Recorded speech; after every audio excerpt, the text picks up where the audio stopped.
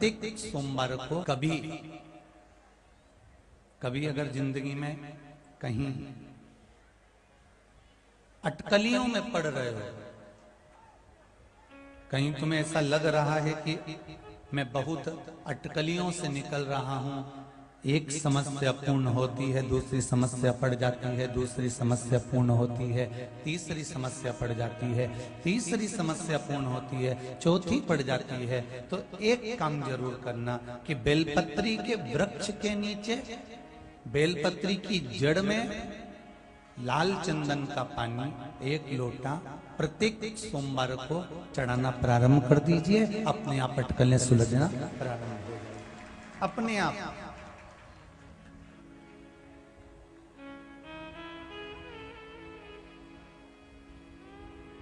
केवल 1 लोटा पानी, और उसमें भी क्या डालना है आपको, जम के बोलिए जरा, लाल चंदन, इससे ज्यादा और कुछ नहीं। इतने सालों से आप शिव महापुराण की कथा सुन रहे हो, कभी इस व्यासपीठ से आपने ये नहीं सुना होगा कि ये पैसा खर्च करना और खर्च करोगे तब भगवान मिलेगा। जब भी इस व्यासपीठ से शिव महापुराण का कोई उपाय अगर आपको स्कंद पुराण में से, लिंग पुराण में से, पद्म पुराण में से, ब्रह्मवेत्ता पुराण में से, देवी भागवत में से, लिंग पुराण में से, नर्मदा पुराण में से अगर कुछ निकाल कर बताया है तो केवल इतना बताया है कि जो आपके घर में सामग्री होती है, जल होता है, बेलपत्र होता है, या चावल होता है, या पुष्प होता है, उसी से हम शिव जी को रिझाएं।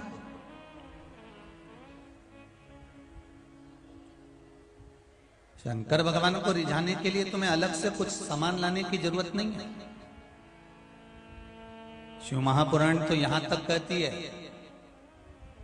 आपके पास में अगर दूध हो तो शिव को चढ़ा दो, दही हो तो शिव को चढ़ा दो, शक्कर हो तो शिव को चढ़ा दो, शहद हो तो शिव को चढ़ा दो, पंचामृत हो तो शिव को चढ़ा दो, ये भी ना हो तो 1 लोटा जल चढ़ा दो, जल भी ना हो तो 1 बेलपत्री चढ़ा दो, बेलपत्री भी ना हो तो मंदिर की ही बेलपत्र उठाकर धोकर फिर मंदिर में चढ़ा दो, वो भी ना हो तो 3 बार ताली बजा दो, वो भी ना हो तो बम बम भोले बोल दो, और वो भी ना हो तो मंदिर के बाहर से जब निकल कर जाओ तो शंकर के मंदिर का शिखर दर्शनम कर कर जाओ, शिखर दर्शनम सर्व पाप नाशनम, शिखर का दर्शन कर कर जाओ।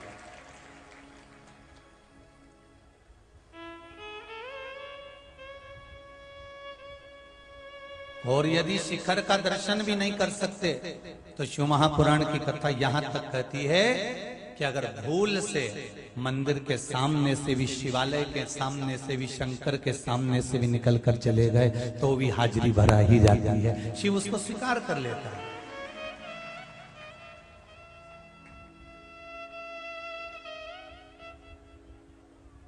भगवान शंकर उसको स्वीकार कर लेते। अगर आप शंकर के सामने से भी निकल कर चले गए, शिव के द्वार से भी निकल कर चले गए तो भी आप उसके द्वार पर पहुंच गए, शिवालय के सामने से भी निकल गए तो शंकर प्राप्त हो गए। शिव मंदिरों में तो दरवाजे अब लगे, बोलो सही है कि गलत है? शंकर जी के मंदिर में जहां शिवलिंग होता था, शिवलिंग जहां रखा होता था, शिवालय जो होता था, वहां दरवाजे का काम ही नहीं होता था। शिवालय में दरवाजे का कोई काम नहीं है। जहां शिवालय होते थे पहले, वहां पर दरवाजे नहीं होते थे। आज भी कई गांवों में आप लोग अगर जाकर दर्शन करेंगे तो गांव में ओटला बना हुआ है, उस ओटले पर शिवलिंग रखा हुआ है और नंदी रखा हुआ है। देखें आप लोगों ने, दर्शन करें आप लोगों ने। आज भी कई गांवों में मंदिर के अंदर शंकर जी नहीं बैठे हैं, ओटले पर मंदिर के बाहर, कहीं ओटले पर, कहीं बेलपत्री के पेड़ के नीचे, कहीं पीपल के वृक्ष के नीचे, कहीं बड़ के वृक्ष के नीचे, कहीं खेत में, कहीं जमीन पर, कहीं प्लाट में, कहीं पर भी शिवलिंग रखा हुआ है और शिवलिंग की आराधना लोग कर रहे हैं।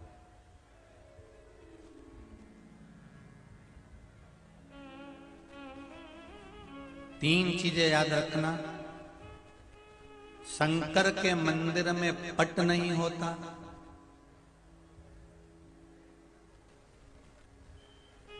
शंकर के हृदय में कपट नहीं होता, और शंकर के भक्त के मन में जिंदगी भर खटर पटर नहीं होता।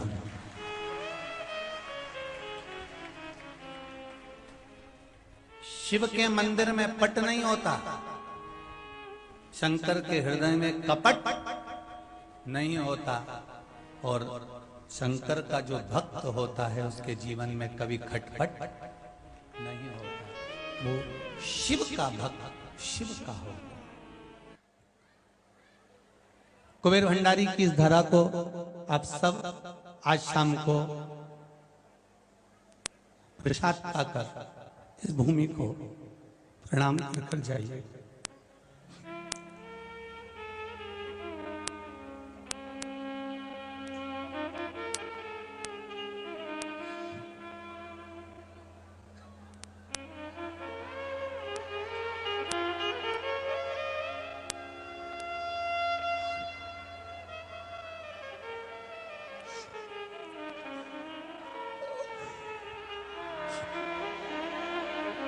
बाबा, जिस कार्य से आप लोग आए हो, मेरा कुबेर भंडारी 3 महीने में वापस बुलाएगा, ये विश्वास रख कर जाइए। 3 महीने में आपको फिर आना है, फिर बुलाएगा, विश्वास रख कर जाइए। वो साधारण नहीं है, बहुत देता है, दिल से देता है, कोई कमी नहीं रखता।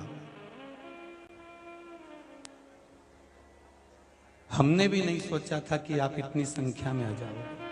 हमें तो लगा था बच्चों के एग्जाम हैं, परीक्षाएं हैं, शादी विवाह है, सब अपने अपने घर से कथा का लाभ लोगे, पर विश्वास नहीं था कि शंकर आपको यहां लेकर आ जाएगा, मेरा शिव आपको ले आएगा, ये विश्वास नहीं था। शंभो शरणे पड़े मांगू घड़ी रे घड़ी, दुख काटो दया करी न दर्शन आपो। भगवान शिव को घड़ी है, उसकी दया बड़ी विचित्र है, उसकी करुणा बड़ी विचित्र, बहुत करुणा करता।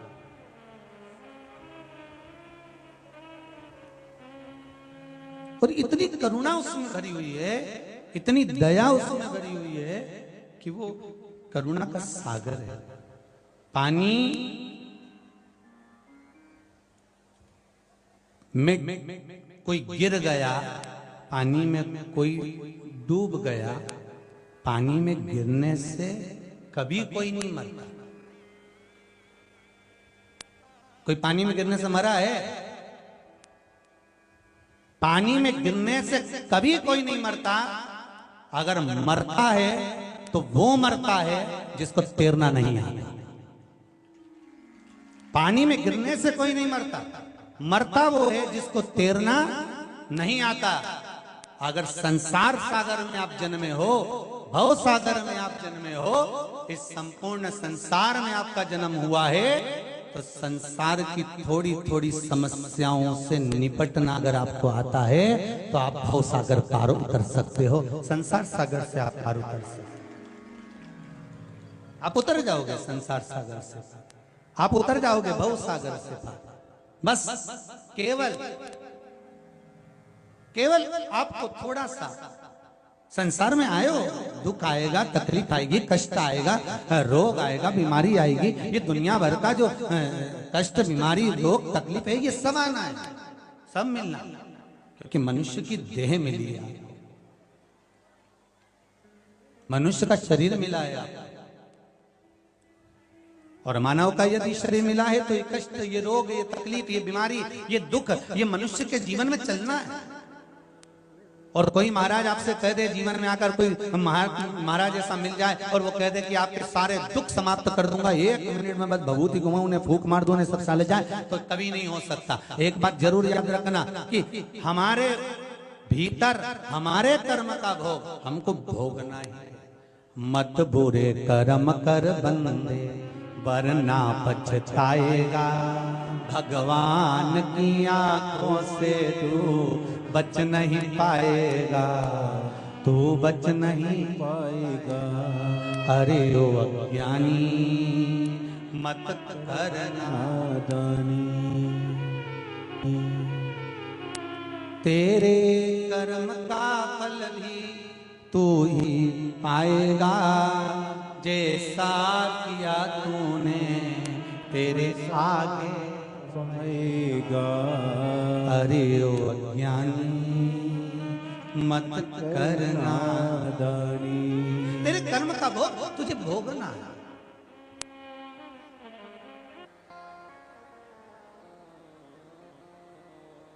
एक लोटा पानी भगवान शंकर को अवश्य चाहिए। क्या होता है? 3 दोष समाप्त होते हैं एक लोटा पानी शिव जी को चढ़ाने से। 3 दोष, पहला पितृदोष, दूसरा वास्तु दोष और तीसरा कालसर्प दोष। जब हम घर में से जल लेकर जाते हैं तो हमारे घर का पानी जब जाता है तो घर का जो वास्तु केंद्र होता है वो रसोई घर होता है। रसोई घर में से जल ले जाकर शिव जी को चढ़ाते हैं तो उससे वास्तु दोष समाप्त होता है। दूसरे नंबर पर है पितृदोष। घर का जो मटका होता है, परिंडा होता है, हंडा होता है, वो पितरों का स्थान होता है। उस पितरों के स्थान पर जो जल भरा होता है उसमें से अगर भाग भगवान शिव को चढ़ाया जाए तो पितरों का देवता आर्यमा भगवान शंकर के कहने पर चलता है। इसलिए वो भाग जब शिव को प्राप्त होता है तो आर्यमा संतुष्ट होकर पितरों को भी फल प्रदान करता है। तीसरे नंबर पर कालसर्प दोष। भगवान शंकर को 1 लोटा पानी अगर चढ़ा रहे हो, भगवान शिव पर 1 लोटा पात्र जल का अगर चढ़ा रहे हो तो आपका कालसर्प दोष समाप्त। कालसर्प दोष होता कैसे? शंकर भगवान का चढ़ा हुआ जल तुलसी जी में चढ़ाने से पत्रिका में कालसर्प दोष हो जाता है। जैसे माँ जो होती है ना, घर की जो माँ होती है, अगर गर्भ में बच्चा है, गर्भ में संतान है, और वो शिव जी पर अगर 1 लोटा पानी जैसे शंकर जी पर जल चढ़ाया, थाली में सारे भगवान को निला लिया, गणेश जी, देवी जी, शंकर जी, सारे देवताओं को एक ही थाली में रखकर स्नान कराकर वो शंकर का चढ़ा हुआ जल जब चढ़ाया जाता है तुलसी जी में ले जाकर लोग डाल देते हैं, उससे जो बच्चा जन्म लेता है उस बच्चे की पत्रिका में कालसर्प दोष आ जाता है।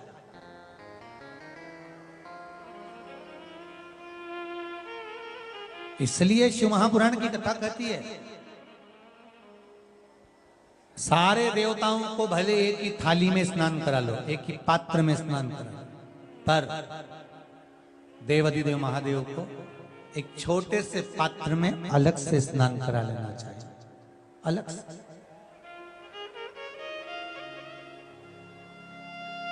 और उस पात्र का जल शिव जी को समर्पित करा हुआ जल तुलसी जी में नहीं डालना। तुम्हारे घर में जो पौधा हो आप उसको उसमें समर्पित कर दो। जैसे बेलपत्री चढ़ाने के बाद जल चढ़ाना या जल चढ़ाकर बेलपत्र चढ़ाना। एक पत्र है, बड़ा सुंदर है, छोटा सा भाव, प्रश्न अच्छा है, आप सबके हित का।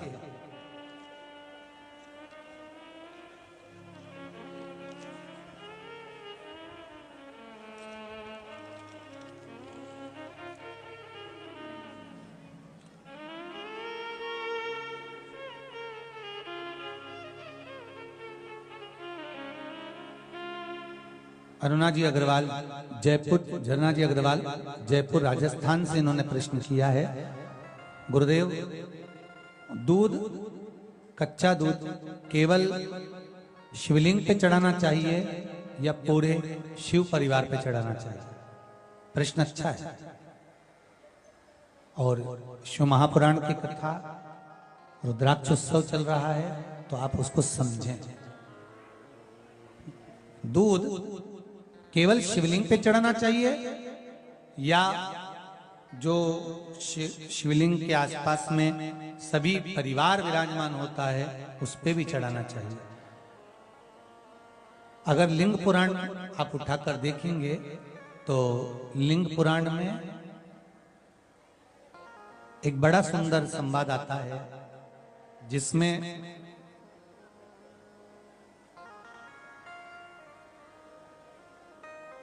पीले कलर के शिवलिंग का वर्णन आता है। सफेद, लाल, पीला और काला, ये शिवलिंग का आपको पहले वर्णन करा है। ब्राह्मण सफेद मट्टी का शिवलिंग बनाता है, वैश्य पीली मिट्टी का शिवलिंग बनाता है, क्षत्रिय लाल मिट्टी का शिवलिंग का निर्माण करता है, शूद्र काली मिट्टी का शिवलिंग का निर्माण करता है। काली मिट्टी के शिवलिंग का निर्माण करता है। ये जो वर्णन किया गया है कि उसमें लिंग पुराण के अंतर्गत एक पीले शिवलिंग का वर्णन आता है कि पीला जो शिवलिंग होता है उस शिवलिंग का भाव कितना सुंदर बताया गया है। उसमें व्याख्यान वर्णन में आप अगर पढ़ेंगे देखेंगे लिंग पुराण के अंतर्गत तो उसमें आता है कि दूध जब आप देव अधिदेव महादेव के शिवलिंग पर समर्पित करते हो तो शिव महापुराण की कथा कहती है, लिंग पुराण कथा कहती है, नर्मदा पुराण, स्कंद पुराण, पद्म पुराण, अग्नि पुराण, सारी पुराणे वर्णन करती है। वराह पुराण, ब्रह्मवेत्ता पुराण, ये जितनी पुराणे सब वर्णन करती है कि जब शिवलिंग पर हम दूध चढ़ाते हैं तो केवल शंकर भगवान के शिवलिंग पर दूध चढ़ा देने से संपूर्ण परिवार पर दूध चढ़ जाता है। अलग से हमें कहीं चढ़ाने की जरूरत नहीं, अलग से हमें कहीं दूध ले जाकर चढ़ाने की जरूरत नहीं कि हमें गणेश जी को अलग से चढ़ाना पड़ेगा, देवी जी को अलग से चढ़ाना पड़ेगा, कार्तिकेय जी को अलग से चढ़ाना पड़ेगा या नंदी को अलग से चढ़ाना पड़ेगा। तो जो प्रश्न करा है झरना जी अग्रवाल जी ने, जयपुर राजस्थान से हैं, सुंदर प्रश्न करा है। और ये आपको ज्ञात होना चाहिए कि शंकर भगवान पर चढ़ाया गया थोड़ा सा भी दूध जल जो हम भगवान शिव को समर्पित कर रहे हैं वो केवल शिव के लिए नहीं रहता, केवल भगवान शंकर के लिए नहीं है, वो स्वयं 33 कोटि देवताओं को समर्पित हो जाता है, स्वयं 33 कोटि देवताओं को पहुंच जाता है।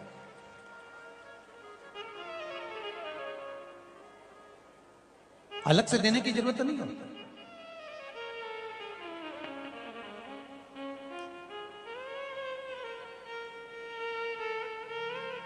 महाराज, एक लोटा पानी, बेलपत्री आप शिवलिंग पर पहले चढ़ा रहे हैं, उसके बाद जल चढ़ा रहे हैं। दूसरा, जल चढ़ाने के बाद बेलपत्र चढ़ा रहे हैं। ये दो अलग अलग क्रम है शंकर भगवान की पूजन के। आप समझ लीजिएगा जरा, ये प्रसंग कभी नहीं आया, आज आया है तो उसको समझ लीजिए।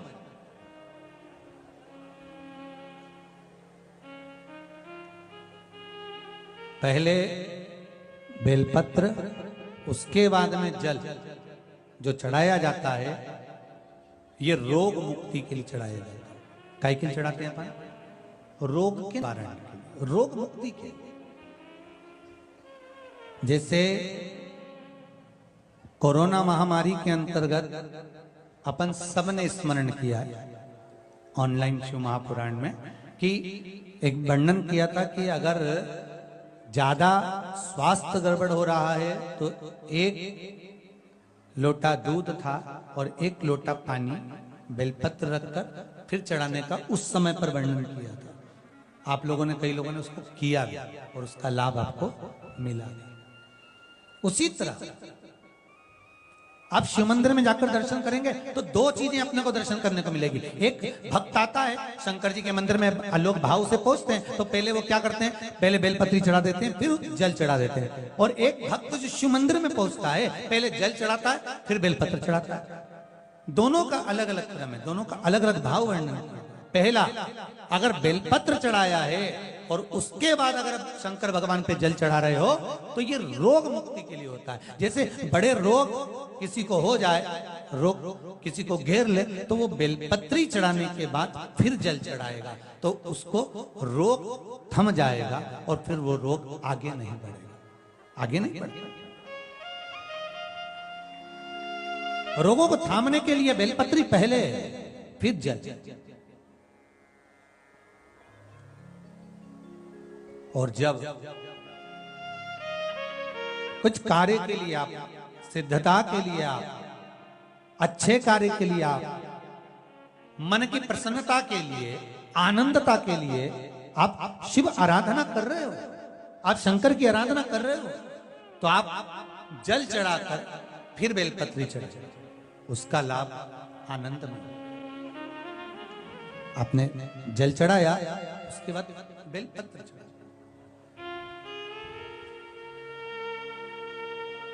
बस एक बात का स्मरण आपको होना चाहिए शिव महापुराण का, कि जब भी आप भगवान शंकर को बेलपत्र चढ़ाते हैं, बेलपत्र समर्पित करते हैं, बेलपत्र समर्पित करते समय प्रयास करा करें कि ये बेलपत्र को जब भी आप समर्पित करें, प्रयास करें कि बीच की जो पत्ती होती है बेलपत्र की, मध्य की जो पत्ती होती है उसको अंगुष्ठ से पकड़ा जाए।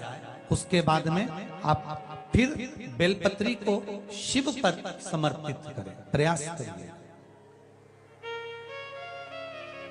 बेलपत्र जो हम भगवान शंकर को समर्पित करते हैं उसका मध्य जो भाग होता है, बेलपत्री का जो 3 देवताओं का मध्य जो भाग होता है उसको पकड़कर बेलपत्री को शिव को समर्पित करना चाहिए।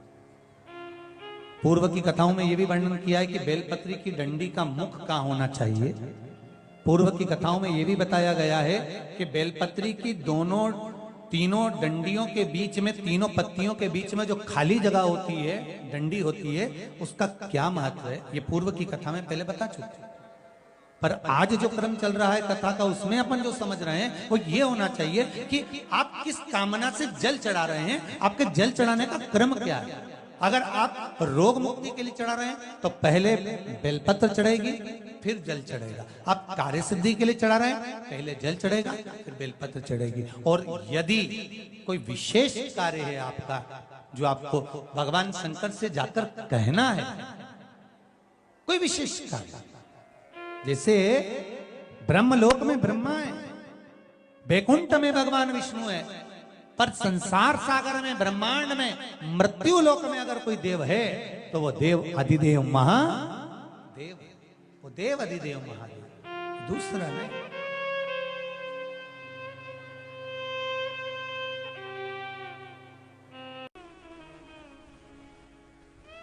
शंकर का भक्त शंकर का हो।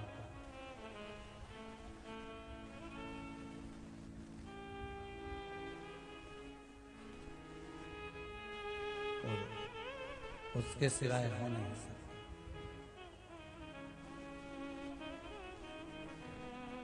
उसके दरवाजे पर पट की जरूरत नहीं है, उसके दरवाजे पर कपट की जरूरत नहीं है।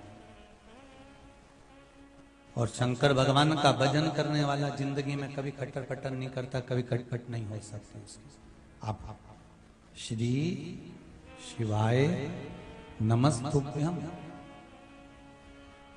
इस मंत्र का कभी जाप कर कर देखिएगा।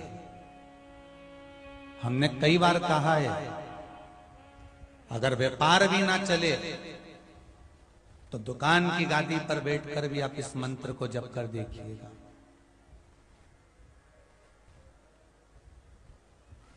आप जपो तो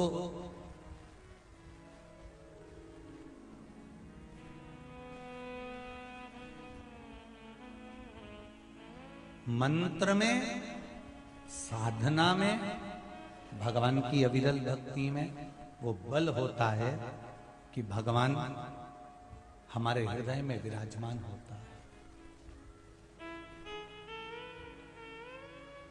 कौन कहता है भगवान आते नहीं, द्रौपदी की तरह तुम बुलाते नहीं। कौन कहता है भगवान खाते नहीं, बेर शबरी के जैसे खिलाते नहीं। कौन कहता है भगवान सोते नहीं, माँ यशोदा के जैसे सुलाते नहीं। कौन कहता है भगवान सुनते नहीं, कर्मा जैसे तुम सुनाते नहीं। तुम कहो तो उसको दिल से अगर पुकारोगे तो क्यों ना आएगा।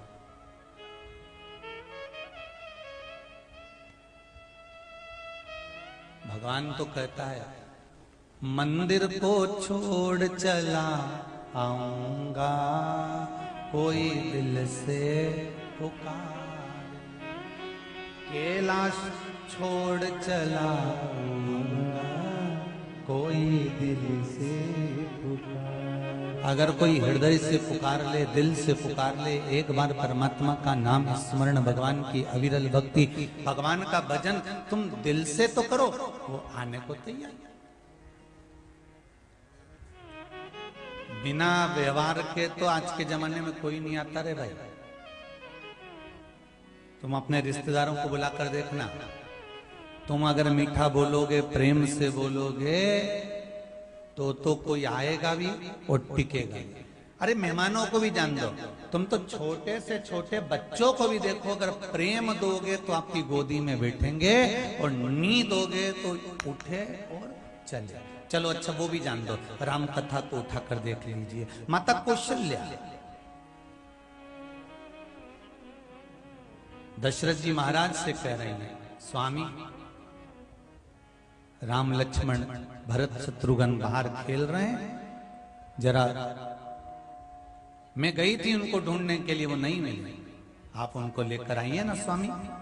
राम जी को लेने के लिए श्री दशरथ जी महाराज जाते हैं, और दशरथ जी महाराज जैसे ही गए राम जी को लेने के लिए, वैसे ही दशरथ जी पकड़ने के लिए दौड़ते हैं और राम भाग जाते हैं। दशरथ जी और दौड़ते हैं, राम और भाग जाते हैं। दशरथ जी फिर दौड़ते हैं, राम फिर भाग जाते हैं। दशरथ जी की गोद में राम नहीं आ पाए, तब कौशल्या मैया उनको पकड़ कर लेकर आई, और राम जी जहां बैठे हुए थे, दशरथ जी जहां बैठे हुए थे, भोजन कर रहे थे, उस जगह पर राम जी को दशरथ जी की गोदी में बिठा देती हैं। तब दशरथ जी की गोद में राम बैठ गए।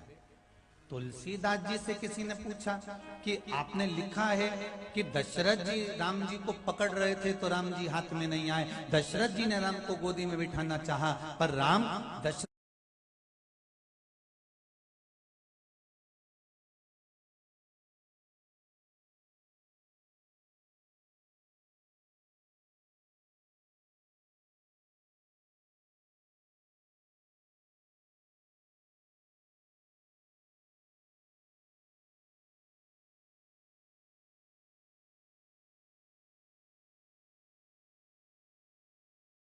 जी की गोदी में नहीं बैठे, और कौशल्या जी ने पकड़कर दशरथ जी की गोद में जब राम को बिठाया, तब राम दशरथ जी की गोद में बैठ गए थे। ऐसा कैसे हो गया? तब तुलसीदास जी कहते हैं, जब राम को पकड़ने के लिए दशरथ जी गए थे, तब उनके मस्तक पर मुकुट रखा हुआ था, और अहंकार का मुकुट जब तक तुम्हारे माथे पर रहेगा, मेरा राम कभी नहीं मिल सकता। दशरथ जी ने भोजन करते समय अपना मुकुट नीचे उतार दिया, और जैसे ही मुकुट नीचे उतारा और कौशल्या जी ने राम जी को गोदी में बिठाया तो राम गोदी में बैठ गए। अभिमान के मुकुट को उठाकर कहीं पटक दीजिए, अहंकार के मुकुट को उठाकर कहीं ले जाकर रख दीजिए, तब मेरे राम को पाने का प्रयास करोगे तो राम तुम्हारी गोदी में क्या तुम्हारे हृदय में जाकर बैठ जाएगा। उसको पाना बहुत सरल है, भगवान को पाना कठिन नहीं है। दुनिया के लोग कहते हैं भगवान बड़ी कठिनता से मिलता है, भगवान बड़ी मुश्किल से मिलता है, भगवान बड़ी कठिनता से मिलता है। पर शिव महापुराण की कथा कहती है एक लोटा जल, एक बेलपत्र और भगवान का नाम उच्चारण से मेरा शंकर भगवान मिल जाता है। उसको ढूंढने के लिए बहुत दूर नहीं जाना पड़ता, उसको पाना बहुत कठिन नहीं है, उसको पाना बहुत सरल है। क्या चाहिए मेरे भगवान को? तुम कितने बड़े करोड़पति हो, तुम कितने बड़े धनपति हो, तुम्हारे पास में अरबों का धन है, तुम्हारे पास में करोड़ों का धन है, तुम्हारे पास में कितना सोना, कितना चांदी, कितनी अंबानियां, कितनी फैक्ट्रियां, कितनी दुकान, कितना व्यापार है, तुम्हारा बेटा डॉक्टर है कि कलेक्टर है कि एसपी है कि डीएसपी है, तुम्हारा बेटा मंत्री है कि संतरी है कि कलंतरी है, किसी को नहीं मालूम। उसको क्या करना? किसी को कोई मतलब है क्या तुम्हारे से?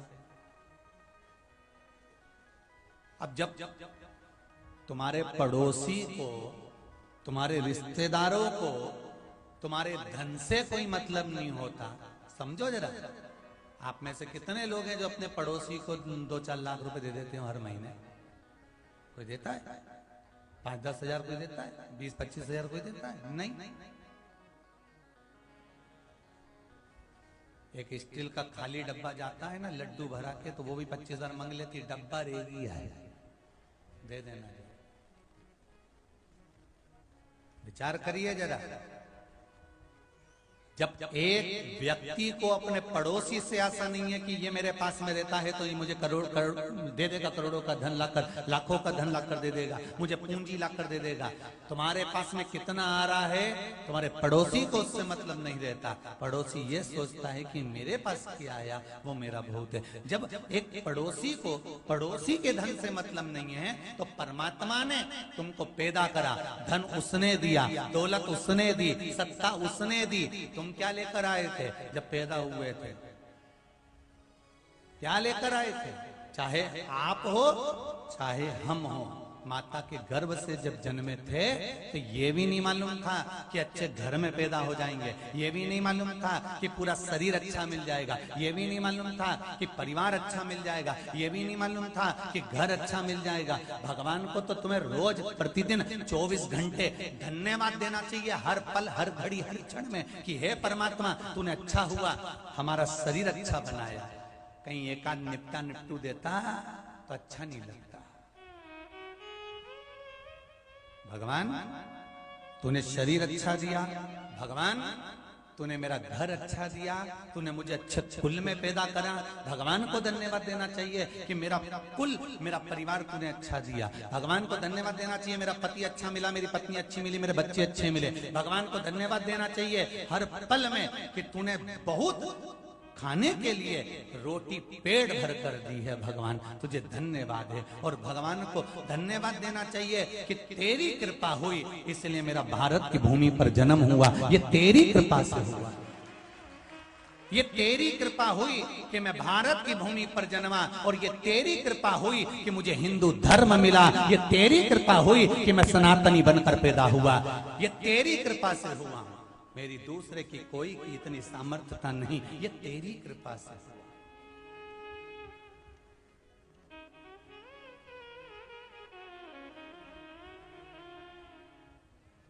भगवान को धन्यवाद देना चाहिए। भोलेनाथ दया करना, मैं तेरे, जम के बोलो जरा, मैं तेरे भरोसे हूँ, मेरे बाबा दया करना, मैं तेरे भरोसे हूँ। ना घर के भरोसे हूँ, ना परिवार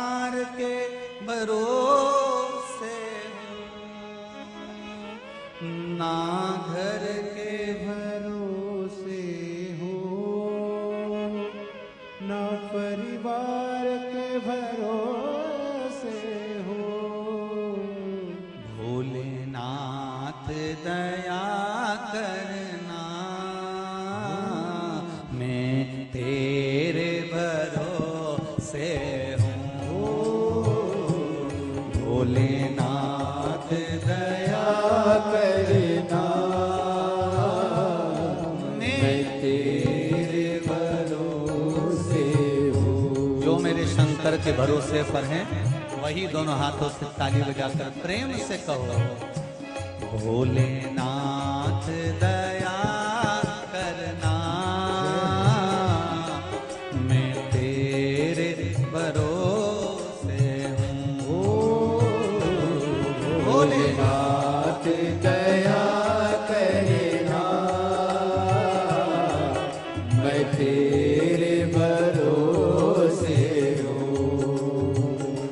शंभुनाथ दया करना, मैं तेरे भरोसे हूँ। शंभुनाथ दया करना, मैं तेरे भरोसे हूँ। हर हर महादेव।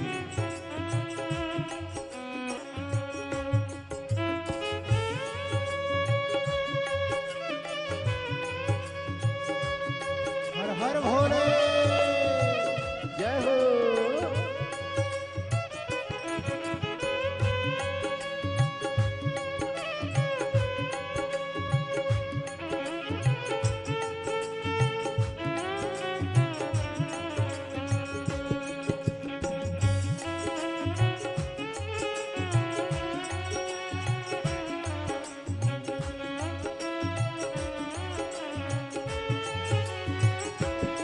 भोलेनाथ दया करना, मैं तेरे भरोसे हूँ। भोलेनाथ दया करना, मैं तेरे भरोसे हूँ। ना घर के भरोसे हूँ, ना परिवार के भरोसे हूँ। ना घर के भरोसे हो, ना परिवार के भरोसे हो। ना घर के भरोसे हूँ, ना परिवार के भरोसे हूँ। ना घर के भरोसे हो, ना परिवार के भरोसे हो। भोलेनाथ दया करना, मैं तेरे भरोसे हूँ। भोलेनाथ दया करना, मैं तेरे भरोसे हूँ। शंभो हो, हर हर शंभो। हे भोले,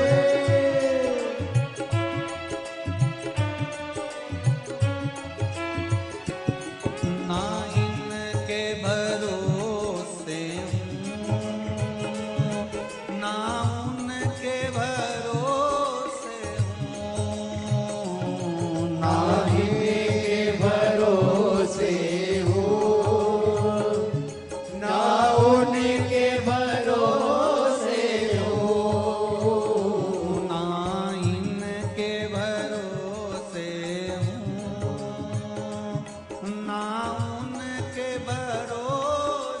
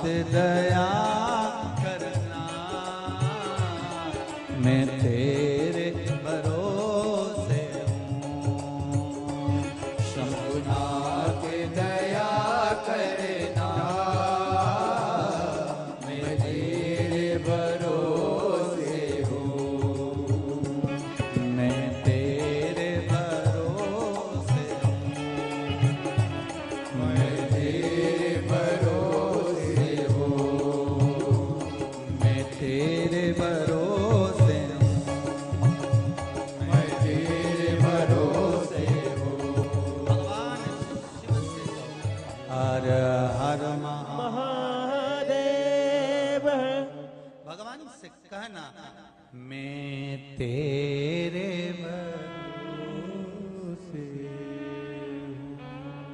ना घर के भरोसे हूँ ना परिवार के, जम के बोलो जरा, ना घर के भरोसे ना परिवार के भरोसे हो।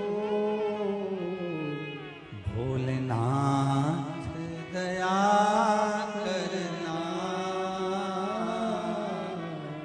मैं तेरे भरोसे। एक भरोसा मेरे शिव का होना चाहिए। देखो दुनिया में लोग बहुत मिलेंगे, ढेर, कोई कमी नहीं है दुनिया में लोगों की, हर तरह के मिलेंगे। कोई आपको परमात्मा के पास ले जाकर छोड़ेगा तो कोई आपको अपनी ओर आकर्षित करने का प्रयास करेगा। पर एक बात अपनी बुद्धि में बिठा कर रखना, अपने हृदय में बिठा कर रखना कि हमें दुनिया की ओर आकर्षित नहीं होना। अगर होना है तो हमारे देव अधिदेव महादेव की ओर आकर्षित होना, हमें नहीं भटकना।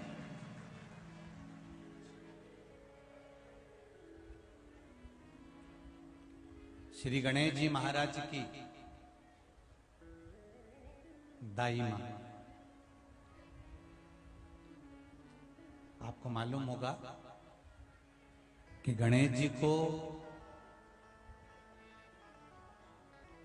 हाथी का जो मुख लग गया था, जब गणेश जी को हाथी का मुख लग गया, और गणेश जी को जब हाथी का मुख लग गया तब उनका पालन करने वाली एक मां अलग से थी, एक मां अलग से थी उनका पालन करने वाली, जिसका नाम था मालिनी। क्या नाम था? जम के बोलो जरा, मालिनी। ये गणेश जी के, जैसे पार्वती मैया गणेश जी की माता है, तो ये गणेश जी को लालन पालन करने वाली, उनको भोजन कराने वाली, उनका श्रृंगार करने वाली, और उनको अच्छी बुद्धि, चित्त वृत्ति, किस तरह से अपने जीवन को सार्थक बनाना है, ये केवल मालिनी मां कहती थी। अब देखिए, गणेश जी का मुख हाथी का था तो मालिनी का मुख भी हाथी का था। काय का मुंह था इनका? हाथी का। मत्स्य पुराण में विष्णु, धर्मोत्तर पुराण में, नव दुर्गा उपनिषद में ये गणेश जी महाराज की धाय माई की कथा आती है।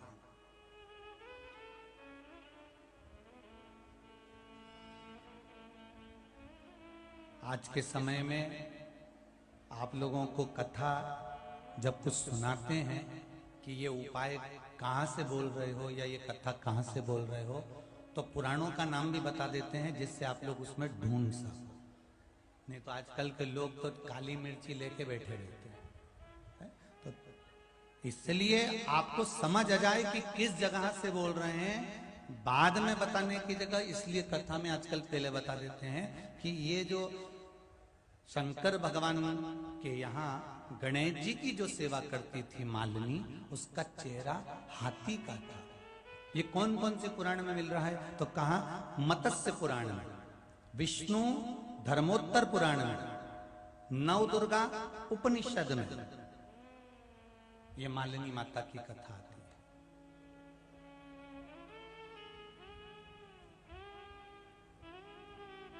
कैसी है मालिनी? कौन है ये?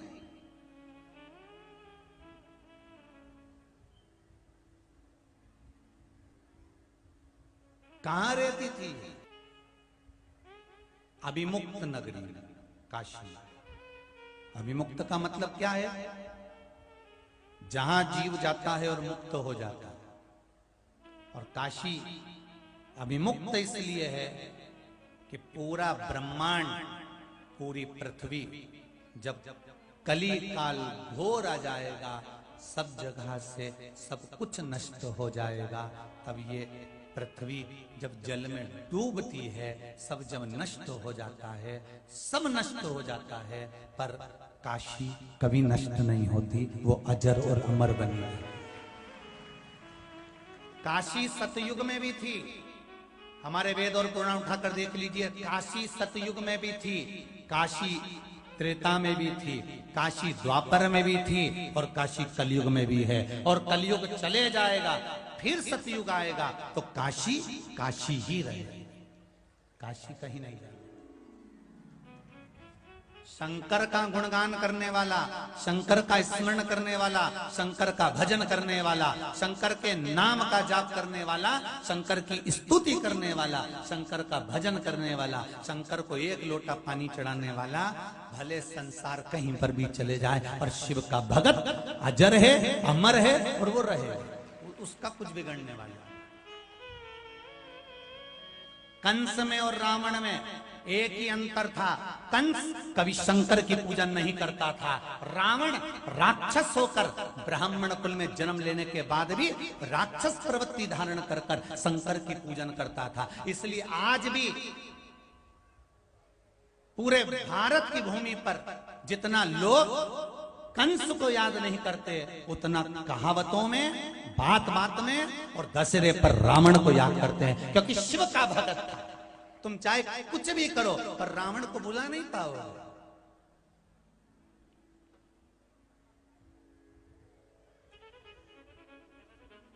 क्यों? और अगर रावण को भुला भी दोगे तो शंकर की कई स्तुतियां रावण ने गाई है, जिनको ब्राह्मण जन पूजन में गाते हैं। बुलाओ,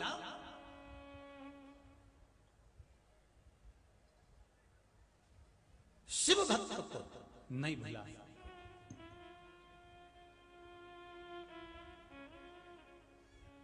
शंकर के उपासक को आप नहीं भुला सकते।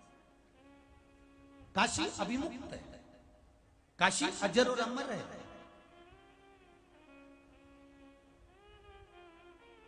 और अभिमुक्त नगरी काशी है। ये मालिनी बड़ी सुंदर थी। एक सतयुग की बात नहीं कर रहे हैं, कोटि कोटि हजारों हजार सतयुग निकल गए थे, हजारों हजार सतयुग। उस समय की बात है, मालिनी काशी में रहा करती थी। एक काम करती थी, आप भी समझ लेना जरा, कि अगर कहीं आप रह रहे हो और शिव की आराधना में लगे हो तो तुम्हारी भी गति नहीं बिगड़ने वाली। मालिनी काशी में रहती थी, गंगा का स्नान करती थी, और एक लोटा गंगा जल भरकर बेलपत्री के वृक्ष की पत्ती को लेकर बेलपत्री के वृक्ष के नीचे ही रख कर उस पे जल शिव जी के नाम से समर्पित करती थी। अभी आपको कल भी कहा था, परसों भी कहा था कि कंकर शंकर। तो मैं भगवान को ढूंढने के लिए बहुत दूर नहीं जाता, कैलाश पर जाकर भी हमें भगवान को ढूंढने के लिए नहीं जाना कि कैलाश पर जाकर बैठ जाओ। लोग कहते हैं कि ठंडाई में जाकर बैठ जाओ, केदारनाथ में जाकर बैठ जाओ, कैलाश पे जाकर बैठ जाओ तो शिव जी मिल जाएंगे। हमें कैलाश नहीं जाना, हमें ठंडे में जाकर नहीं बैठना, हमें ठंडे को हृदय में लाकर बिठाना है। अपने हृदय को इतना ठंडा कर लीजिए, इतना कूल कर लीजिए कि भगवान भी सोचे कि इतनी ठंडाई तो मुझे यहां मिल रही है, क्यों ना वहां जाऊं, क्यों ना वहां जाऊं मैं। चैत्र महीने में माता रानी के मंदिर में कई लोग जल चढ़ाने जाते हैं। बोलो सही है गलत है? शीतला सप्तमी के दिन माता रानी के मंदिर में कई लोग जल चढ़ाने जाते हैं।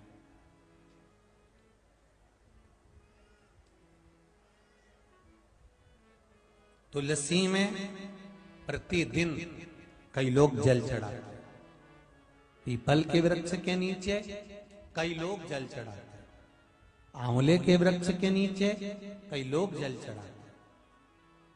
उनने कहां से सीखा? सास चढ़ाती थी, इनने सीख लिया। मम्मी चढ़ाती थी, इनने सीख लिया। पर कभी भविष्य पुराण उठाइए, कभी अग्नि पुराण उठाइए और भविष्य पुराण और अग्नि पुराण को उठाकर देखो,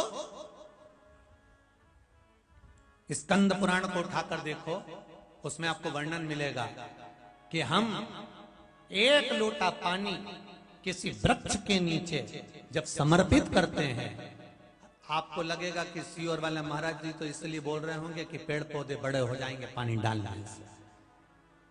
वो अपनी जगह है, वृक्षारोपण तो करना चाहिए। आज इतनी धूप में बैठ रहे हो ना, अगर पेड़ लगे होते तो छांव होती कि नहीं होती। और अभी बन रहा है, वृक्ष लगेंगे तो वृक्ष लगाओ, जल भी दो, सब कुछ करो, पर उससे हटकर भी थोड़ा विचार करिए कि हमारे शास्त्र क्यों कहते हैं कि पेड़ों में पानी दीजिए, वृक्ष में जल दीजिए। आप आंवले के पेड़ के नीचे जाओ, चाहे किसी भी वृक्ष के नीचे जाते हो, एक लोटा पानी अगर चढ़ाते हो तो उसका भी लाभ मिलता है। तुलसीदास जी की कथा को उठाकर देखिए, गंगा जी के घाट पर रहते थे, लोटे में बचा हुआ पानी बेर के पेड़ के नीचे डालकर चले जाते थे। पढ़ी कथा किसने पढ़ी है? बेर के पेड़ के नीचे डालकर चले जाते, पढ़िए। और बेर के पेड़ के नीचे जो बचा हुआ पानी होता था, जरा विचार करिए, सोच कर्म के लिए गए हैं, निवृत्ति के लिए गए हैं, और बचा हुआ पानी पेड़ के नीचे पटक जाते थे। अब विचार करो, ये बेर का पेड़ जिसके नीचे वो गंदा पानी डाल रहे हैं, सोच निवृत्ति का बचा हुआ जल पटक रहे हैं, तो इससे क्या लाभ होगा? पर उसका भी यहां प्रमाण कर दिया कि जिस बेर के पेड़ के नीचे पानी पटक कर जाते थे बचा हुआ, सोच कर्म का लोटे में बचा हुआ पानी वो वहां डाल कर जाते थे। एक दिन उस बेर के पेड़ में से एक प्रेत उत्पन्न हो गया, और प्रेत उत्पन्न हुआ, भूत उत्पन्न हुआ, और प्रेत उत्पन्न कर कहता है, तुम कौन हो? तो तुलसीदास जी को डराया। तुलसीदास जी ने पूछा, भैया ये तो बता, सीताराम बोल, और ये बता कि तू है कौन? उसने कहा, मैं प्रेत हूं, इस पेड़ के नीचे रहता था, बहुत प्यासा था, मुझे आज तक किसी ने जल नहीं दिया, पर तुम रोज मुझे जल देते थे, मैं प्रसन्न हो गया, मांगो तुम्हें क्या चाहिए? तुलसीदास जी मन में सोचे, खुद तो भूत है, खुद तो प्रेत है, खुद तो भूत है, और भूत और प्रेत मुझसे कह रहे हैं कि तुम्हें क्या चाहिए, बताओ तुम्हें क्या चाहिए? तुलसीदास जी कहने लगे, मुझे कुछ नहीं चाहिए, तेरे उद्धार हो जाए वही बहुत है। अरे प्रेत बोला, मेरा उद्धार तो हो जाएगा, पर तुलसीदास तुमने मेरे को जल दिया है, तुम बोलो तुम्हें क्या चाहिए? तुलसीदास जी ने मन में विचार करा, ऐसा होता है क्या कि पानी डालने से भी कोई पैदा हो जाता पेड़ के नीचे से? क्या दोगे तुम मुझे? तुम दे सकते हो जो मैं मांगूंगा? तुलसीदास जी ने कहा, अगर देना है तो जिस राम कथा का मैं स्मरण करता हूं, और उस राम कथा में जो हनुमान जी की वर्णन करता हूं, उस हनुमान का एक बार मैं दर्शन करना चाहता हूं। तुलसीदास कहते, करा दो। अब कहां भूत कहां हनुमान, दोनों अलग अलग विपरीत दिशा से। भूत पिशाच, जम के बोलो, भूत पिशाच निकट नहीं आवे, महावीर जब नासे रोग हरे, जो सुमिरे। अब कहां भूत है और कहां हनुमान? प्रेत ने कहा हनुमान जी का दर्शन करना, ओ 80 घाट पर जाना, यहां से आगे के घाट पर सीढ़ी पर एक बुढ़ा सो रहा होगा, कम्बल ओढ़ के, बस वही है।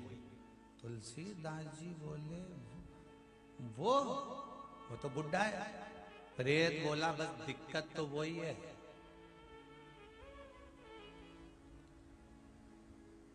जाओ तुम देखो तो सर। आज तुलसीदास जी चले, उनके कम्बल के पास में लात रखाई, हाथ थोड़ा सा टच हुआ हनुमान जी महाराज का, और हनुमान जी उठकर बैठे, सीताराम सीताराम सीताराम करके जैसे ही बैठे, तुलसीदास जी ने चरण पकड़कर बोला, तुम हनुमान हो?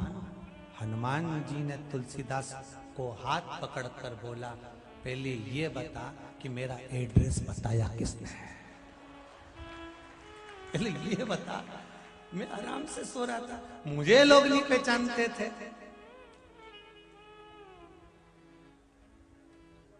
दुनिया के लोग इतनी सरलता में नहीं पहचान सकते कि आप क्या हो।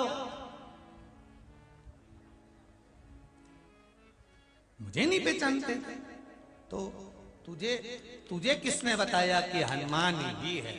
तुलसीदास जी बोले, वो बेर के पेड़ के नीचे रोज सोच कर्म कर कर आता था, निवृत्ति कर कर आता था, तो लोटा जो था ना, थोड़ा सोच कर्म करने के बाद में थोड़ा सा जो पानी बच जाता था, मैं बेर के पेड़ के नीचे डाल देता था, तो उसमें से एक भूत निकला, प्रेत निकला। हनुमान जी बोले, प्रेत? हाँ।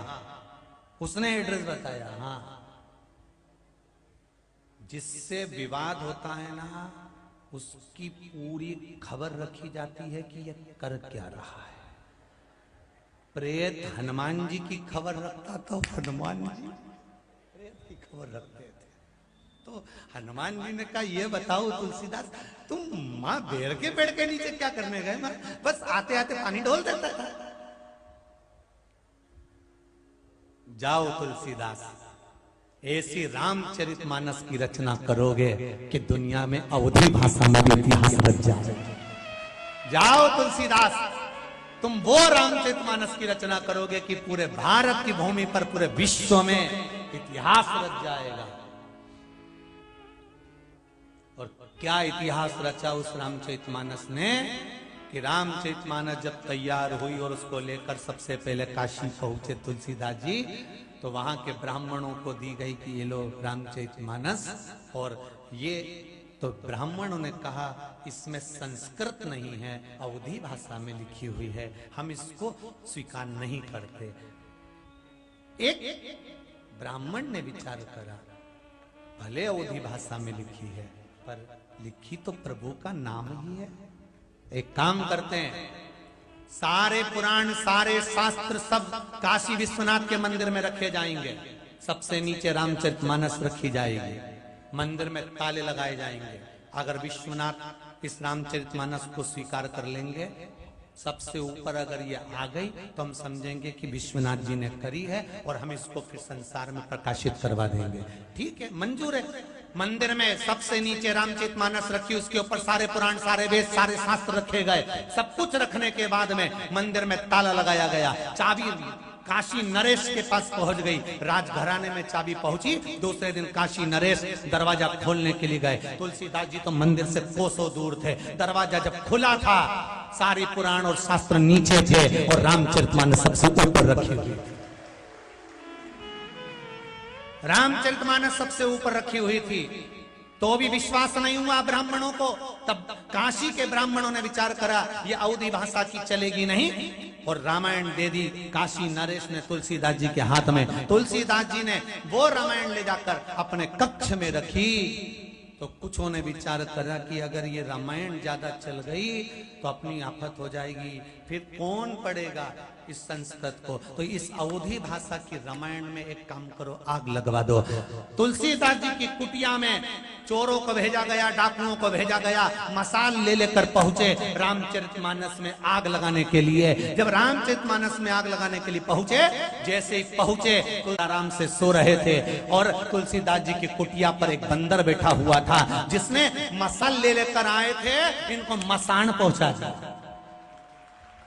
मसान लेकर आए थे और मसान पहुंचा दिया। पूंछ में दबा दबा कर घसीट घसीट के चटनी बनाकर रगड़ कर, देखो हड्डी टूटे ना चल जाए, पर व्यक्ति चारों तरफ से जब घसीटा राम हो जाए ना तो नहीं चले।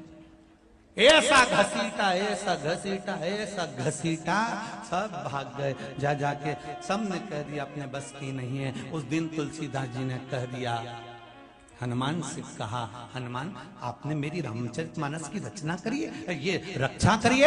हनुमान जी कहने लगे, सुनो तुलसीदास, आज काशी के इस शिवालय के सामने ये बजरंगी हनुमान संपूर्ण जनमानस से कहता है, संपूर्ण विश्व से कहता है, ये रामायण की रक्षा मैंने तुम्हारी कुटिया में अकेले नहीं करी है, जिसके घर में रामचरितमानस रखी होगी उसकी छत पर हनुमान बैठ कर रक्षा करता रहेगा, उसकी छत पर बैठकर हनुमान रक्षा करता रहेगा।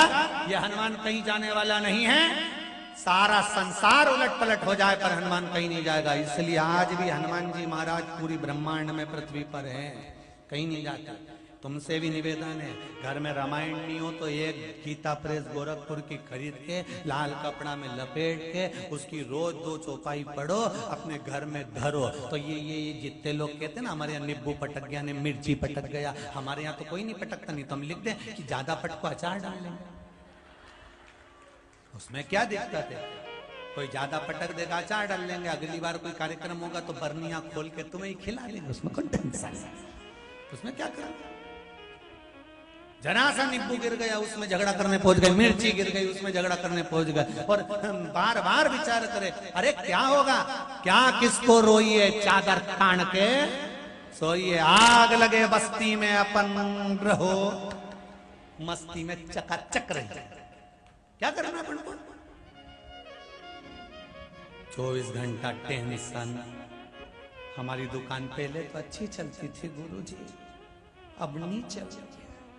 पड़ोस में एक दुकान खुल गई, हमको तो लगता उसी ने कुछ करा होगा।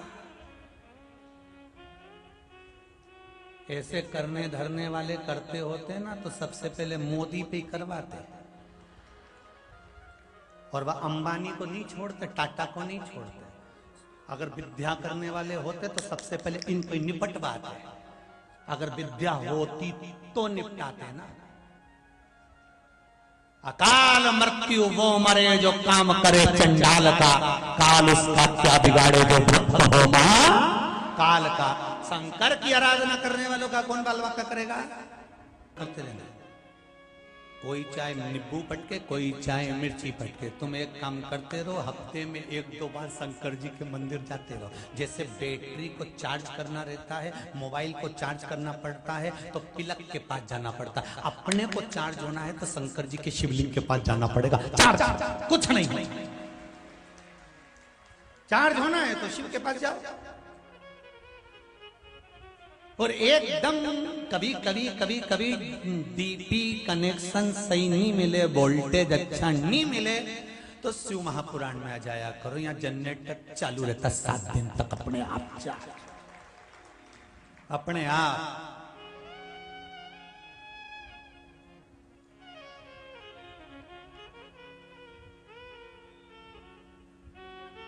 भोलेनाथ दया करना, मैं तेरे भरोसे हूँ।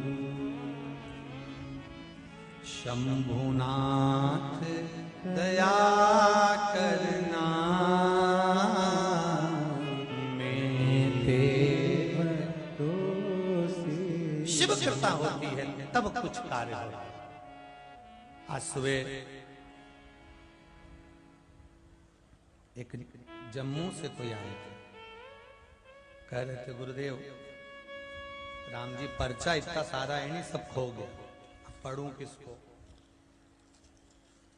तो वो कह रहे थे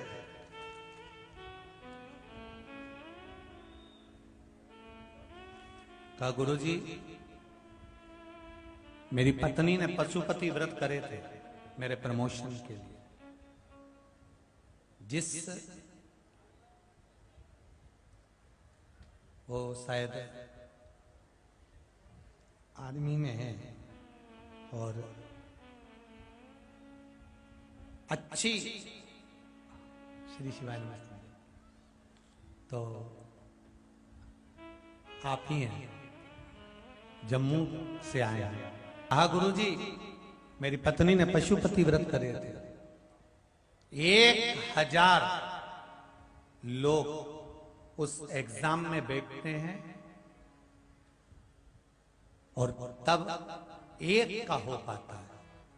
कोई उम्मीद नहीं थी गुरुदेव, पर उसको करा और करा तो 1000 में से एक ही निकल कर बाहर आया। ये शिव की कृपा। बहुत बहुत बधाई हो आपको कमांडेंट बनने की, बाबा की कृपा दृष्टि बनी रहे। हर हर महादेव। विराजमान शिव तानी है, अवघड़ी है।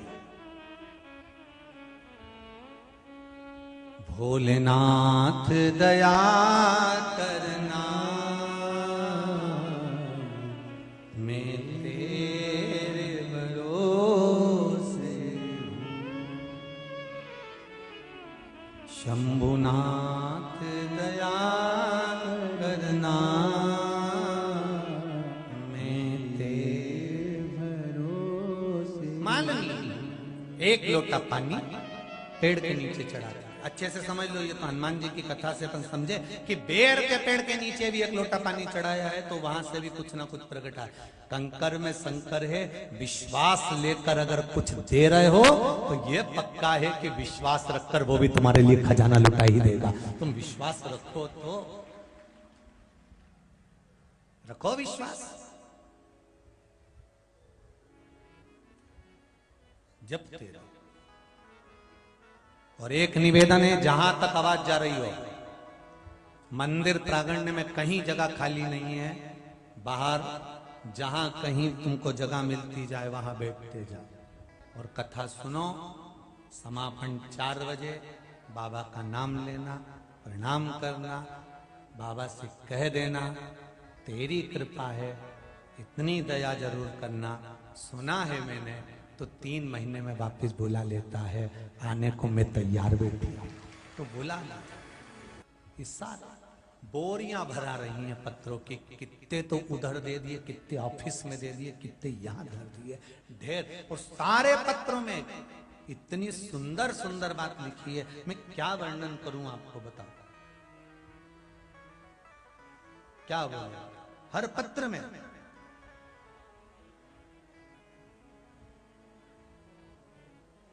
महाराज सब आपकी उन्नति के तरह। कोई के एक लाल शाही से किसी ने लिखा है, महाराज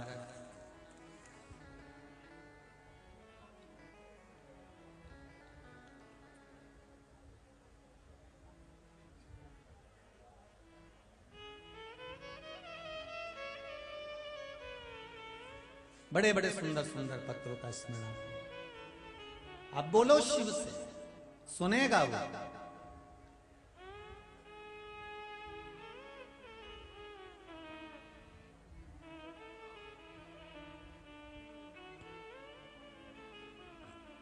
शिव कथा कर रहे,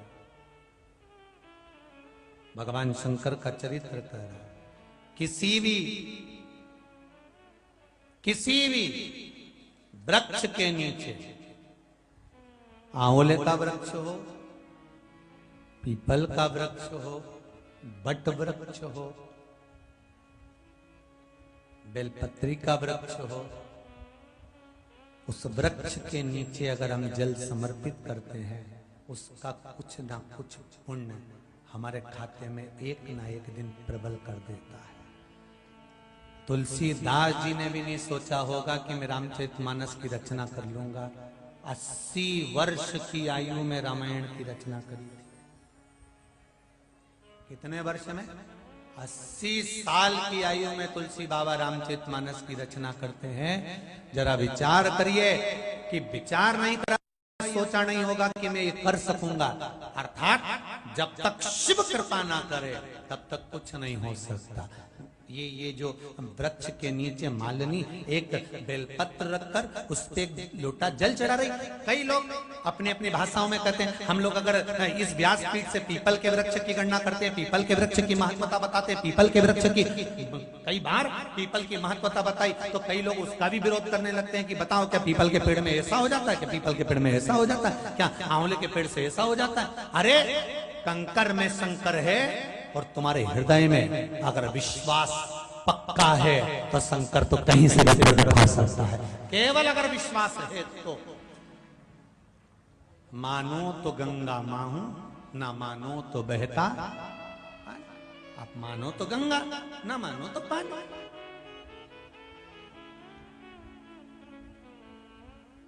श्री शिवाय नमस्तुभ्यं। आप मानोगे तो गंगा है, आप मानोगे तो वो गंगा है, आप नहीं मानोगे तो गंगा नहीं।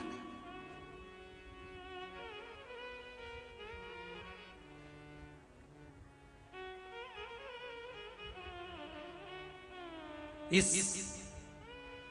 पुण्यमय आनंद में, इस रुद्राक्ष महोत्सव में, शिव महापुराण की कथा में कई तरह के लोग आए हुए हैं, कई तरह के। कोई विश्वास लेकर दूर दूर से भगवान के पास अपने दिल की बात कहने आया होगा, कोई अपने रोग को मिटाने के लिए आया होगा, कोई शंकर का कथा सुनने आया होगा, कोई कल्लू जी का दर्शन करने आया होगा, कोई शिव की भक्ति करने आया होगा, कोई इस शिव महापुराण में से अच्छा लेने के लिए आया होगा, कोई इसमें से अच्छाई ढूंढ रहा होगा और कोई इसमें से बुराई ढूंढ रहा होगा। मेरे सीहोर जिले के एक मीडिया को, एक पत्रकार को मैं नमन करता हूं, जिन्होंने शिव पुराण की अच्छाई ढूंढकर जनमानस तक पहुंचाई। चाहे सोशल मीडिया हो, चाहे पत्रकार हो, इस सीहोर जिले के एक पत्रकारों को, सोशल मीडिया को मैं धन्यवाद देना चाहता हूं, जिन्होंने शिव महापुराण की अच्छाई ढूंढकर जनमानस तक पहुंचाई। और कई ऐसे भी होंगे जो इसमें से बुराई ढूंढने का प्रयास कर रहे होंगे। महाराज के पास कितना आया, कितना बरस रहा है। अरे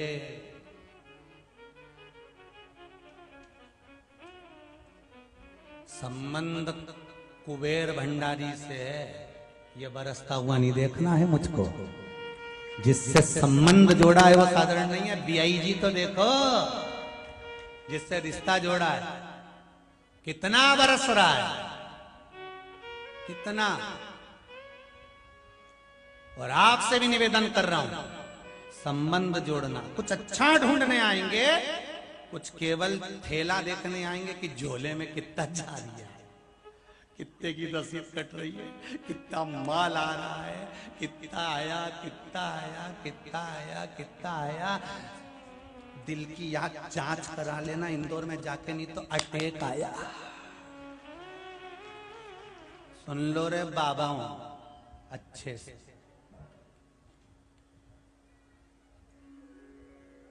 धन्यवाद दूंगा मैं सारे पत्रकारों को, सोशल मीडिया को। बहुत बहुत साधुवाद है कि मेरे इस सीहोर जिले के एक पत्रकारों ने अच्छा छाट कर जनमानस तक पहुंचाया है, इस शिव महापुराण को आनंद तक पहुंचाया है। बहुत बहुत धन्यवाद, बहुत बहुत साधुवाद।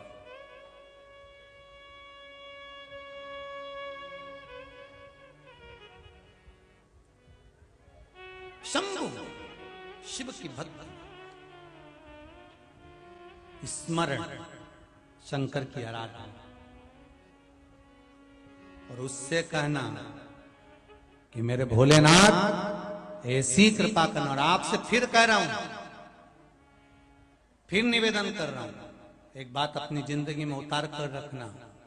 मेरे बाबा से कहकर जाना, बाबा 3 महीने में इतना जरूर देना कि मैं भी यहां पर खूब बरसाने के लिए आऊं, इतना देना।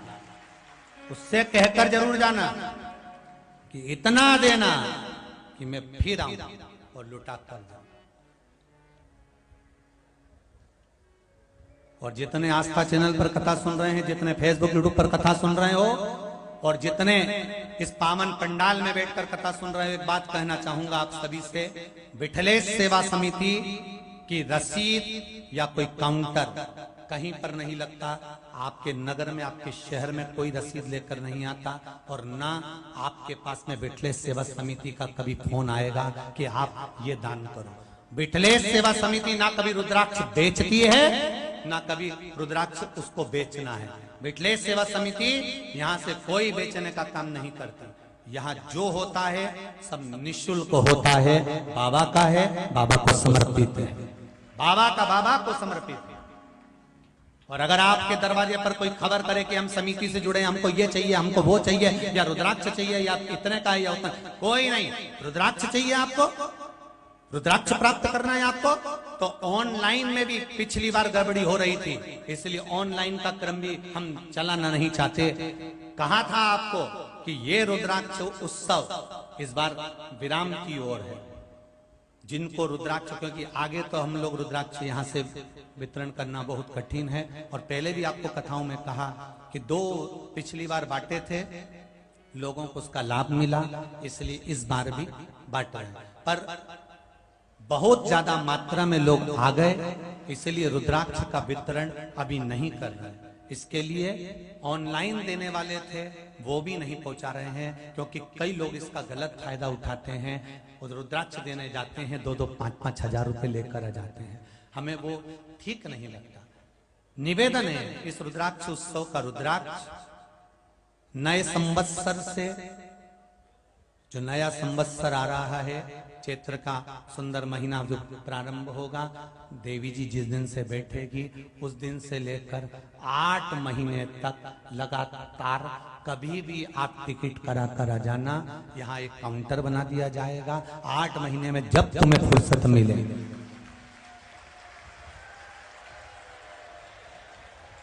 8 महीने में जब तुम्हें फुर्सत मिले उस दिन टिकट करा कर आना। बाबा के धाम में आकर कड़ी खिचड़ी खाकर जाना, कुबेर भंडारी को धोख लगाना, कंकर शंकर का स्मरण करना, अपनी आईडी दिखाना, रुद्राक्ष लेना और चले जाना। कितने महीने तक बटेंगे? 8 महीने तक। 3 महीने में तो बाबा तुम्हारा काम करके तुम्हें बुला ही लेगा, ये तो पक्का। तो 8 महीने तो दिए हैं तुमको, पर जैसे अभी आए ऐसे बिल्कुल मत आना। ढेर साल